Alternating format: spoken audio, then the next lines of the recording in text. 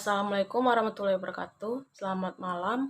Kembali lagi bersama kami dari kelompok 7 yang akan melakukan podcast mata kuliah Sistem Pengendalian Manajemen, yaitu bab 8 mengenai strategi planning atau perencanaan strategis. Sebelum melakukan podcast pada malam hari ini, izinkan kami memperkenalkan diri. Perkenalkan, nama saya Sulistewati, MPMC 1 C020088. Bersama rekan saya, silakan memperkenalkan diri. Perkenalkan, saya Artika Ratulia dengan PMC 1 C020076 sebagai narasumber. Baik, saya akan menjelaskan bahan yang akan dibahas dari strategi planning atau perencanaan strategis. Perencanaan strategis merupakan aktivitas pertama dari rangkaian proses pengendalian manajemen. Dalam bab ini, bagian pertama membahas karakteristik dari perencanaan strategis. Bagian kedua membahas teknik-teknik untuk menganalisis dan memutuskan atas program-program baru yang diusulkan. Dan bagian ketiga akan menjelaskan langkah dalam proses perencanaan strategis. Mungkin itu aja pembahasan yang akan kita jelaskan pada podcast pada malam hari ini. Baik, kita langsung saja. Saya mau bertanya nih kepada narasumber kita, yaitu Saudari Artika, mengenai karakteristik. Bagaimana karakteristik dari perencanaan strategi? Bisa tolong jelaskan, Saudari Artika? Terima kasih. Baiklah, untuk pertanyaan pertama tadi dari Saudari Sulistewati terkait karakteristik dari perencanaan strategi. Nah, terkait karakteristik dari perencanaan strategi sendiri itu merupakan proses untuk memutuskan program-program yang akan dilaksanakan oleh organisasi dan perkiraan jumlah sumber daya yang akan dialokasikan ke setiap program-program yang akan dilaksanakan dalam beberapa tahun ke depan. Mungkin itu saja terkait karakteristik dari perencanaan strateginya. Saya kembalikan kepada Saudari Sulistewati. Baik, terima kasih Saudari Artika atas penjelasannya. Tadi kan sudah dijelaskan tuh karakteristik dari perencanaan strategis. Saya ingin bertanya lagi terkait dengan formula strategis. Apa sih perbedaan antara perencanaan strategis dengan formula strategis? Bisa tolong jelaskan Saudari Artika? Baik, pertanyaan selanjutnya terkait perbedaan antara perencanaan strategi dengan formulasi strategi atau perumusan strategi. Nah, perbedaan antara perumusan strategi ini dengan perencanaan strategi adalah di mana perumusan strategi itu merupakan proses untuk memutuskan strategi baru, sementara perencanaan strategi sendiri adalah proses untuk memutuskan bagaimana cara untuk mengimplementasikan strategi yang sudah dirumuskan atau diformulasikan tadi. Nah, di dalam formulasi strategi atau perumusan strategi, manajemen itu menentukan cita-cita organisasi dan menciptakan strategi utama untuk mencapai cita-cita tadi. Lalu, mengembangkan cita-cita dan strategi tadi yang kemudian mengembangkan program-program dan melaksanakan strategi secara efektif dan efisien. Mungkin itu saja yang dapat saya sampaikan mengenai perbedaan antara perencanaan strategi dan formulasi strategi. Saya kembalikan kepada Saudari Sulistewati. Terima kasih Saudari Artika atas penjelasannya. Tadi kan sudah dijelaskan bahwa formula strategi merupakan proses untuk memutuskan strategi baru, sementara perencanaan strategis itu merupakan proses untuk memutuskan bagaimana mengimplementasikan strategi baru. Saya ingin bertanya lagi terkait dengan manfaat dari perencanaan strategis. Apa saja sih manfaat dari perencanaan strategis tersebut? Baik, terima kasih atas pertanyaan Saudari Sulistewati. Pertanyaan tadi, apa manfaat dari perencanaan strategis? Nah, proses perencanaan strategis formula sendiri itu dapat memberikan beberapa benefit kepada organisasi atau perusahaan. Contohnya pada kerangka kerja untuk pengembangan anggaran. Nah, suatu anggaran operasi itu sangat memerlukan komitmen sumber daya untuk tahun mendatang. Oleh karena itu, dengan sangat penting bahwa manajemen itu bisa membuat komitmen sumber daya semacam dengan ide yang jelas mengenai kemana arah organisasi untuk beberapa tahun ke depan. Nah, suatu rencana strategi itu menyediakan kerangka kerja yang lebih luas. Nah, dengan demikian, manfaat penting dari pembuatan suatu rencana strategis adalah bahwa rencana tersebut dapat memfasilitasi formulasi atau perumusan dari anggaran operasi yang efektif. Yang kedua itu sebagai alat pengembangan manajemen. Itu maksudnya perencanaan strategis formula ini sebagai alat pendidikan dan pelatihan manajemen yang unggul dalam melengkapi para manajer dengan suatu pemikiran mengenai strategi dan implementasinya. Jadi tidak berlebihan jika dikatakan bahwa dalam perencanaan strategi formal proses ini sendiri adalah jauh lebih penting dibandingkan dengan output dari proses tersebut yang merupakan dokumen rencana. Lalu selanjutnya sebagai mekanisme untuk memaksa. Nah, maksudnya manajemen ini kan memikirkan jangka panjang. Biasanya manajer cenderung untuk lebih khawatir mengenai masalah-masalah taktis dan pengelolaan urusan bisnis rutin dibandingkan mengenai penciptaan masa depan. Maka proses perencanaan strategis formula ini itu dapat memaksa manajer untuk menyediakan waktu guna memikirkan masalah-masalah jangka panjang yang lebih penting bagi organisasi. Selanjutnya itu sebagai alat untuk menyelaraskan atau menjajarkan manajer dengan strategi korporat. Debat, diskusi, dan negosiasi yang terjadi dalam proses perencanaan mengklarifikasikan strategi korporat ini dapat menyatukan dan menyelaraskan para manajer dan mengungkapkan implikasi dari strategi korporat bagi manajer. Mungkin itu saja yang dapat saya sampaikan. Saya kembalikan kepada Saudari Sulistiawati. Baiklah, terima kasih Saudari Artika atas penjelasannya. Tadi kan sudah dijelaskan bahwa manfaat dari perencanaan strategis itu memiliki 4 bagian. Yang pertama sebagai kerangka kerja untuk pengembangan anggaran. Yang kedua sebagai alat pengembangan manajemen. Yang ketiga sebagai mekanisme untuk memaksa manajemen memikirkan jangka panjang. Dan yang terakhir sebagai alat untuk menyelaraskan manajer dengan strategi korporat. Saya ingin bertanya lagi nih terkait dengan keterbatasan. Apa saja sih keterbatasan perencanaan strategis tersebut? Baik, terima kasih atas waktunya Saudari Sulistiawati. Nah, selain memiliki benefit, perencanaan strategis ini juga memiliki keterbatasan atau kelemahan, seperti selalu ada bahaya perencanaan yang akan berakhir menjadi penyisisan formulir dan latihan birokrasi tanpa pemikiran strategis. Lalu juga organisasi memang mungkin menciptakan departemen perencanaan strategis dengan benar dan mendelegasikan pembuatan rencana strategis kepada para staf departemen yang akan berakhir mengabaikan input manajemen sendiri. Lalu juga perencanaan strategis itu merupakan proses yang memakan banyak waktu dan mahal jika dilakukan. Nah, intinya proses perencanaan strategis formal ini tidak diperlukan dalam organisasi yang kecil dan relatif tidak stabil dan tidak dapat membuat estimasi yang handal mengenai masa depan atau tidak memiliki cara ini. Mungkin itu saja penyampaian dari saya. Saya kembalikan kepada Saudari Sulistiawati. Baiklah, terima kasih Saudari Artika atas penjelasannya. Tadi kan kita sudah mengetahui apa saja yang menjadi keterbatasan perencanaan strategis. Saya ingin bertanya lagi nih terkait dengan ide untuk program baru. Apa saja sih yang dapat memicu munculnya ide untuk program baru? Baik, selanjutnya yang dapat memicu munculnya ide untuk program baru kan. Nah, ide untuk program baru itu dapat muncul dari mana saja, bisa dari CEO, staf perencanaan, operasi, dan lain-lain. Nah, usulan-usulan untuk biasanya program-program ini biasanya itu bersifat reaktif atau proaktif. Maksudnya muncul sebagai reaksi terhadap ancaman yang dirasakan oleh perusahaan.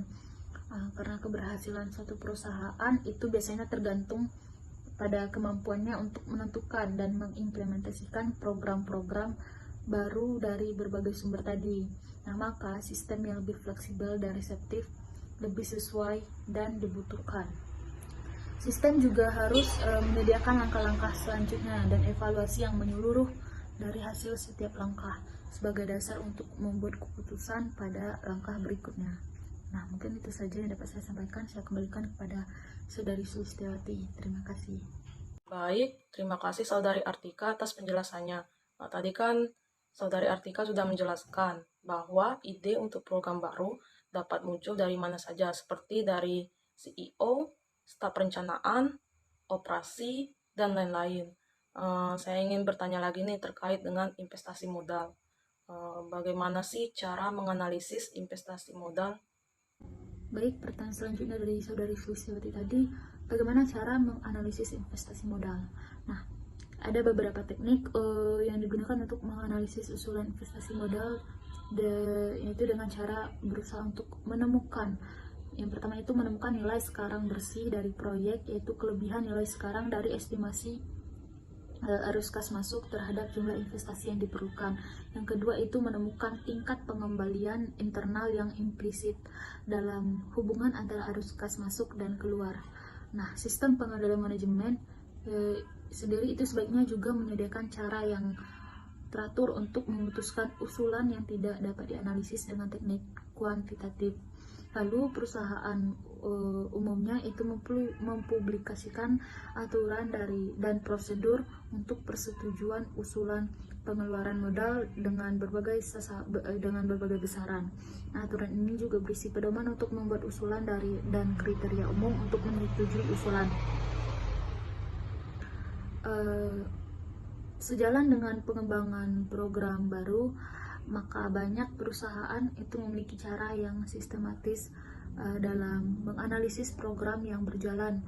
Maka bagian ini membahas analisis rantai nilai dan pembiayaan berdasarkan aktivitas rantai nilai bagi tiap perusahaan itu sendiri merupakan seperangkat aktivitas terkait yang menciptakan nilai dari tiap bagiannya, mulai dari memperoleh bahan mentah dasar untuk komponen pemasok sampai menghasilkan produk siap pakai serta mengantarkannya pada konsumen akhir. Konsep rantai nilai ini juga menggarisbawahi 3 bagian. Yang pertama itu keterkaitan dengan pemasok, yang kedua keterkaitan dengan pelanggan, dan yang ketiga itu proses terkait dalam rantai nilai perusahaan. Nah, pembiayaan berdasarkan aktivitas atau activity based costing meningkatnya komputerisasi dan otomatisasi dalam pabrik, maka menimbulkan perubahan penting dalam sistem untuk mengumpulkan dan memanfaatkan informasi mengenai biaya dasar alokasi atau pembangkit biaya. Untuk setiap pusat biaya ini biasanya menentukan penyebab terjadinya biaya, yaitu elemen yang menjelaskan jumlah biaya dalam pusat biaya atau aktivitas berbeda. Nah, mungkin itu saja yang dapat saya sampaikan. Saya kembalikan kepada Saudari Sulistiawati. Terima kasih. Baik, terima kasih Saudari Artika atas penjelasannya terkait dengan menganalisis investasi modal. Saya ingin bertanya lagi nih terkait dengan teknik. Teknik apa saja sih yang dapat membantu menganalisis program-program yang sedang berjalan?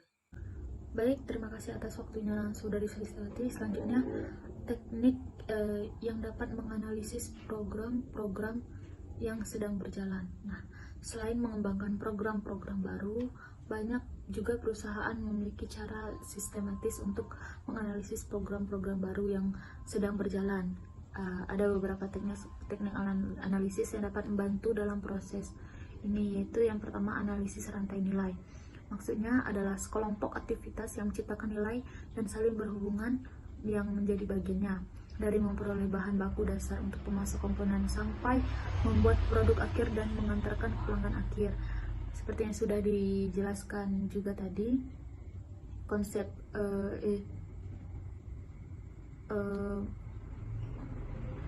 konsep rantai nilai ini kan menggarisbawahi atau mengatur 3 bidang, yaitu hubungan dengan pemasok.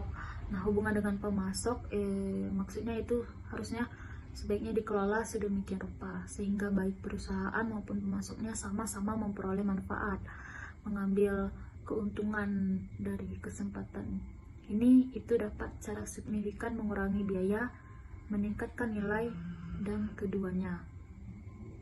Yang kedua tadi hubungan dengan pelanggan. Lalu yang ketiga tadi hubungan proses di dalam rantai nilai dari perusahaan. Maksudnya, analisis rantai nilai secara eksplisit mengetahui bahwa aktivitas nilai individual dalam suatu perusahaan itu tidaklah independen. dan tetapi saling bergantung. Tujuan dari analisis ini sendiri adalah untuk memindahkan bahan baku pertama-tama dari pemasok melalui produksi dan ke pelanggan dengan biaya yang paling rendah. Nah, waktu tersingkat dan kualitas yang dapat diterima. Nah, suatu perusahaan juga sebaiknya bekerja ke arah peningkatan efisiensi dari setiap aktivitas dalam rantai melalui pemahaman yang lebih baik atas pemicu yang mengatur biaya dan nilai dari setiap aktivitas, baik itu efisiensi dari bagian dalam, bagian produksi maupun bagian luar. Selanjutnya, yang kedua itu perhitungan biaya berdasarkan aktivitas. Nah, meningkatnya komputerisasi dan otomasi di pabrik-pabrik ini telah mengarah kepada perubahan-perubahan penting dalam sistem untuk mengumpulkan dan menggunakan informasi biaya. Saat ini sendiri banyak perusahaan itu mengumpulkan biaya yang terkait dengan bahan baku secara terpisah dari biaya produksi lainnya dan mengumpulkan biaya produksi untuk dep individual, mesin individual. Dalam sistem yang baru ini juga kata aktivitas sering kali itu dibandingkan dengan kata pusat biaya, dan pemicu biaya lebih itu sering dibandingkan dengan kata dasar alokasi. Mungkin itu saja yang dapat saya jawab. Terima kasih, Saudari Sulistiawati. Baik, terima kasih Saudari Artika atas penjelasannya. Tadi kan kita sudah mengetahui bahwa teknik yang dapat membantu menganalisis program-program yang sedang berjalan itu ada dua. Yang pertama, analisis dari segi rantai nilai. Dan yang kedua, perhitungan biaya berdasarkan aktivitas. Saya ingin bertanya lagi nih terkait dengan efisiensi. Apa sih yang dimaksud dengan efisiensi bagian dalam, efisiensi produk, dan efisiensi bagian luar? Bisa tolong jelaskan Saudari Artika? Baik, sebelumnya tadi kan saya ada menyebutkan efisiensi bagian dalam, efisiensi produk, dan efisiensi bagian luar. Nah, sekarang saya akan menjelaskan sedikit. Nah, terkait efisiensi bagian dalam sendiri itu terkait dengan pengurangan jumlah vendor, sistem komputer untuk pemesanan secara otomatis, pembatasan pengiriman pada jumlah just in time, dan meminta vendor bertanggung jawab pada kualitas. Yang kedua, efisiensi produksi ini berkaitan dengan peningkatan automatisasi seperti robot, penyusunan ulang mesin-mesin ke dalam sel-sel, yaitu masing-masing menjalankan rangkaian langkah produksi yang berhubungan, dan sistem pengendalian produksi yang lebih baik. Yang ketiga tadi ada efisiensi bagian luar. Ini berkaitan dengan pelanggan, seperti pelanggan memesan secara elektronis, merubah lokasi gedung, merubah saluran distribusi, dan tidak memberi penekanan pada distributor dan pedagang besar, meningkatkan efisiensi operasi gudang, dan perubahan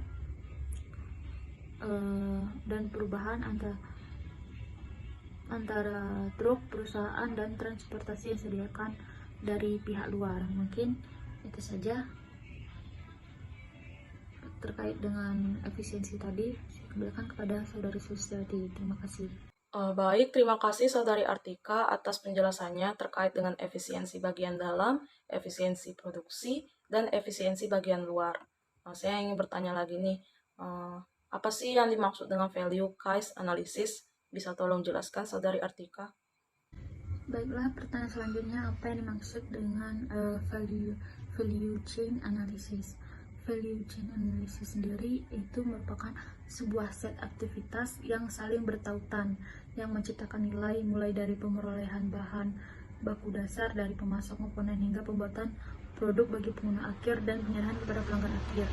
Tujuannya itu untuk memindahkan material dari vendor melalui produksi dan kepada pelanggan dengan cost termurah dalam waktu yang paling singkat dan dengan kualitas yang baik. Mungkin itu yang dapat saya sampaikan mengenai value chain analysis. Terima kasih, saya kembalikan kepada Saudari Sulistiawati. Baik, terima kasih Saudari Artika atas penjelasannya. Kita sudah mengetahui bahwa value case analysis adalah sebuah set aktivitas yang saling bertautan, yang menciptakan nilai mulai dari pemerolehan bahan baku dasar, dari pemasok komponen, hingga pembuatan produk bagi pengguna akhir dan penyerahan kepada pelanggan akhir. Saya ingin bertanya lagi nih terkait dengan perencanaan strategis. bisa tolong sebutkan bagaimana proses dari perencanaan strategis? Baik, selanjutnya tadi proses perencanaan strategis. Nah, untuk melakukan proses perencanaan strategis ini melalui beberapa proses. Yang pertama itu proses pereviewan dan pemutakhiran rencana strategis tahun lalu, yang dimana keputusan perubahan rencana strategis ini bisa dibuat kapanpun jika dibutuhkan. Implikasi keputusan untuk 5 tahun ke depan itu harus dimasukkan ke dalam rencana strategis. Selain itu, proses perencanaan strategis juga harus mengkaji dan memutakhirkan ke dalam rencana strategis yang disepakati tahun lalu. Adapun angka-angka akuntansi itu bisa membantu pencapaian seperti pendapatan, aliran kas, biaya, pengeluaran modal, dan lain-lain. Yang kedua itu proses penentuan asumsi dan panduan rencana strategis yang telah dimutakhirkan, menyertakan asumsi-asumsi umum yang dikaji lagi dan diubah jika diperlukan. Implikasi terhadap pendapatan, biaya, aliran kas dari fasilitas OPS yang ada dan dari perubahan fasilitas karena pembangunan pabrik baru, perluasan, penutupan, pengalihan, dan sebagainya. Yang ketiga itu proses iterasi pertama rencana strategis yang baru. Artinya manajer unit bisnis ini berkomunikasi dengan manajer. Kalau korporat dan staf korporat itu memantau pelaksanaan di unit bisnis. Selain itu rencana strategis yang baru berisi laporan keuangan dan laporan lain. Nah, yang keempat itu melakukan analisis. Nah, ketika kantor pusat menerima rencana unit bisnis, kantor pusat itu biasanya mengagregasikan menjadi satu rencana strategis korporat secara keseluruhan. Staf perencanaan dan pemasaran, produksi, dan eksekutif fungsional lainnya di kantor pusat menganalisis rencana ini secara mendalam. Yang kelima itu proses iterasi yang kedua rencana strategis yang baru. Analisis dari penyerahan pertama itu mungkin memerlukan revisi rencana dari beberapa bisnis, tetapi itu dapat juga mengarah pada perubahan dalam asumsi dan pedoman yang mempengaruhi semua unit bisnis secara teknis. Revisi tersebut juga harus lebih sederhana untuk dibuat dibandingkan dengan penyerahan awal, karena hanya memerlukan perubahan di beberapa angka saja. Tetapi secara organisasional ini merupakan bagian yang paling diwaspadai karena perlu mempertimbangkan keputusan yang sangat sulit. Ya, lalu yang terakhir itu melakukan review akhir dan persetujuan akhir. Nah, suatu pertemuan ini akan dilakukan dengan melakukan suatu pertemuan dengan pejabat senior korporat yang umumnya ini mendiskusikan rencana yang direvisi secara panjang lebar. Rencana ini juga mungkin akan dipresentasikan pada suatu pertemuan dengan dewan direksi. Lalu CEO ini akan berperan sebagai atau memberikan persetujuan akhir. Persetujuan ini sebaiknya juga dilakukan sebelum awal dari proses pembuatan anggaran, karena rencana strategis merupakan input yang sangat penting bagi proses ini. Mungkin itu saja yang dapat saya sampaikan pada minggu pertemuan ke-7. Baik, terima kasih Saudari Artika atas penjelasannya terkait dengan proses perencanaan strategis.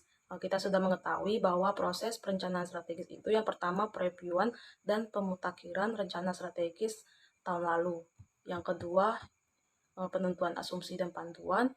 Yang ketiga, iterasi pertama rencana strategis yang baru. Yang keempat, itu analisis. Yang kelima, iterasi. Yang kedua, rencana strategis yang baru. Yang keenam, itu review akhir dan persetujuan akhir. Mungkin itu merupakan pertanyaan dan jawaban untuk penutup podcast pada malam hari ini. Sebelum saya tutup, bila ada kata yang salah, saya mohon maaf. Kepada Allah, saya mohon ampun. Wabillahi taufiq walhidayah. Wassalamualaikum warahmatullahi wabarakatuh. Terima kasih.